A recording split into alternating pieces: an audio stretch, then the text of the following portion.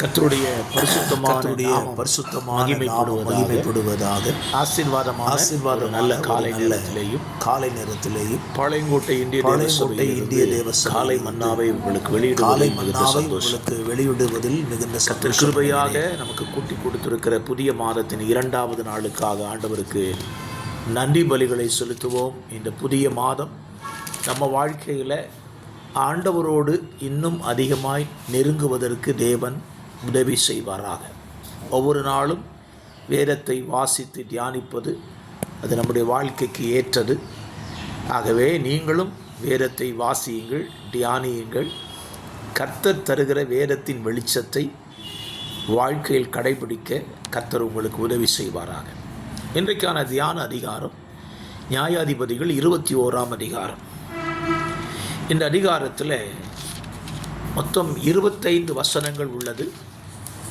இஸ்ரவேல் புத்தருடைய வாழ்க்கையில் ஒரு கோத்திரம் அழிந்து போகக்கூடிய சூழ்நிலை உண்டான ஒரு சம்பவத்தை குறித்து மனஸ்தாபப்பட்ட இஸ்ரவேல் ஜனங்களை குறித்து இந்த அதிகாரத்தில் வாசிக்கிறோம்.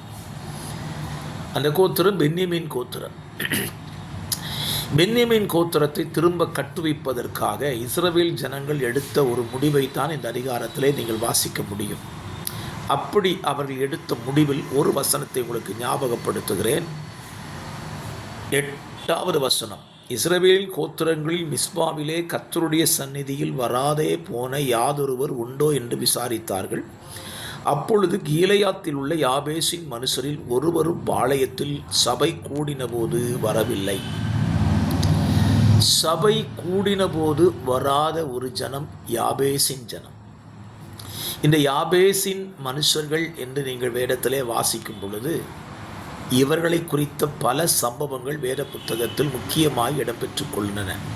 இன்றைக்கு காலையிலே அதை தியானிக்காமல் சபை கூடின போது அவர்கள் வரவில்லை. இன்றைக்கும் தேவ ஜனங்கள் மத்தியில் காணப்படுகிற ஒரு மிகப்பெரிய தவறு என்றால் சபை கூடி வருதலை விட்டுவிடுகிறார்கள்.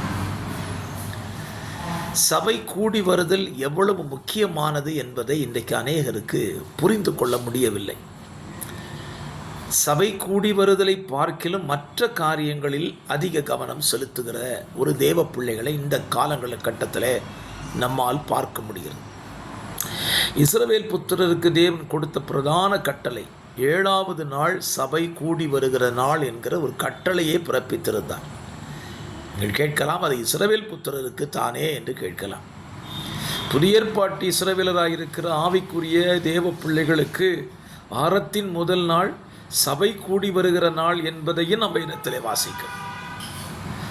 ஆகவே இந்த வாரத்தின் முதல் நாளாகிய ஞாயிற்றுக்கிழமை சபை கூடி வர வேண்டும் என்கிற ஒரு பிரமாணத்தை ஒரு தேவ பிள்ளை தன் இருதயத்தில் எழுதியிருக்க வேண்டும். இன்றைக்கி ஆவிக்குரிய சபைகளிலே பேசப்படுகிற சில வார்த்தைகள் அது வருந்தத்தக்கது. வாரத்தில் என்றைக்காவது ஒரு நாள் சபையாக கூடி கர்த்தரை ஆராதிக்கலாம் அப்படின்னு சொல்கிறான். நான் சொல்லுவேன், நம்முடைய இந்திய தேசத்தில் ஞாயிற்றுக்கிழமை விடுமுறை நாளாக அறிவிக்கப்பட்டிருக்கிறது. நம்முடைய தேசத்தில் இந்த நாள் விடுமுறை நாளாக அறிவிக்கப்பட்டிருக்கிறது. அந்த நாளிலே நாம் எல்லாரும் சபை கூடி கர்த்தரை ஆராதிப்பதற்கு அது பெரிய உதவிதான். மேலை நாடுகளிலே சில முஸ்லீம் பட்டணங்களிலே ஞாயிற்றுக்கிழமை அவர்களுக்கு விடுமுறை இல்லை. அந்த காலங்களில் அவர்கள் மற்ற இடங்களிலே நேர ஆட்களில் கூடி ஆராதிக்கிறார்கள். ஆனால் தேவன் நமக்கு கிருபையாய் தந்திருக்கிற இந்த தேசத்தில் இந்த சபை கூடி வருகிற நாளை நிறைய பேர் விட்டுருந்தாங்க. எபிரேய ஆக்கியோன் சொல்லுகிறான், சபை கூடி வருவதை சிலர் விட்டுவிடுவது போல நீங்களும் விட்டுவிடாமல் ஒருவருக்கு ஒருவர் புத்தி சொல்லிக் கொள்ளுங்கள். காரணம், நாளானது சமீபித்து வருகிறது. கர்த்தருடைய நாள் மிக சமீபமாக வர்றதுனால சபை கூடி வர்றதை நீங்கள் என்ன செய்யாதீங்க, விட்டுறாதீங்க. அது நம்முடைய வாழ்க்கையில் ஆபத்தை விளைவிக்கலாம். ஆகவே இந்த வாரத்தில் இந்த சபை கூடி வருதலினால் நமக்கு உண்டாகுகிற மேன்மைகளை குறித்து தியானிக்க கர்த்தர் நமக்கு உதவி செய்வாராக. ஜெபிக்கலாம். பரிசுத்தமுள்ள பிதாவே, எங்கள் வாழ்க்கையில் இந்த சபை கூடி வருகிறதை அதிகமாய் முக்கியத்துவப்படுத்த எங்களுக்கு உதவி செய்யும். உடைய பிள்ளைகளை அப்படி நடத்தும். இயேசுவின் நாமத்தில் ஜெபிக்கிறேன் நல்ல பிதாவே. ஆமென், ஆமென்.